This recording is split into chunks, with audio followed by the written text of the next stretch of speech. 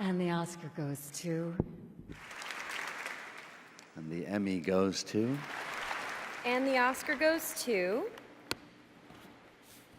Casey Affleck, Manchester by the Sea.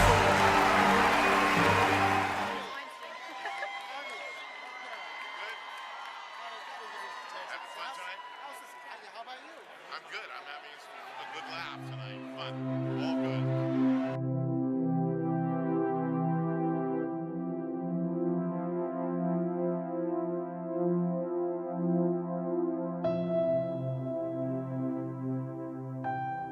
The young women and young men that are applying to work in these agencies, in some cases, they're willing to do just about anything to get there because of the perception of power.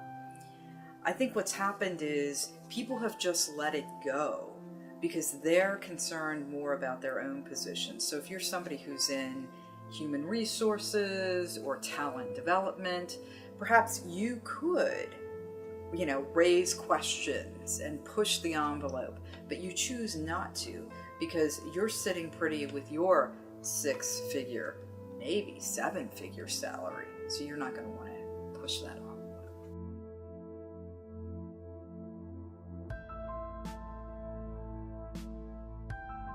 As a college student and as a woman, that's about to graduate and start working, I guess I really didn't think about that too much. I think it's really opened my eyes that anyone is susceptible to this kind of treatment,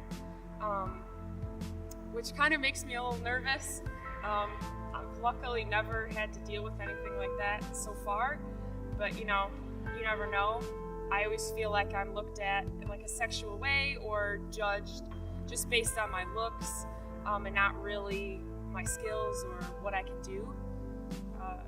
And I don't know, I've always felt that way for... What I'm kind of like just colloquially calling the Weinstein trigger, that this has set off conversation not only, on the West Coast here in New York, but it's also, people are really paying attention. When we talk about, is this going to trickle down?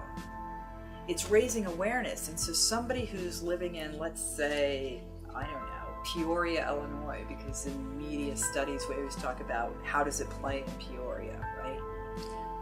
There could be some woman who's watching, Inside Edition or even NBC News or any of the other networks, and they see these stories, and maybe they too have experienced, being preyed upon by a coworker,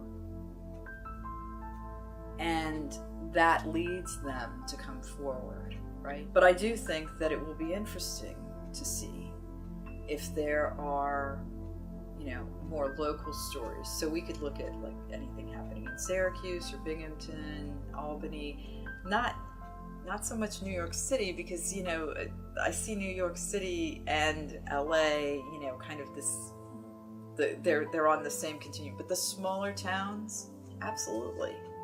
Their candor is really admiring, and I really hope that people who look up to them, because there are a lot of people who look up to celebrities and they look up to these actresses and performers and are inspired by them, and I hope that other women, other victims feel more comfortable coming forward and more safe, and knowing that at first someone may not take you seriously, may not hear you, but the door has been broken down. You need to just keep pushing and come forward with your story.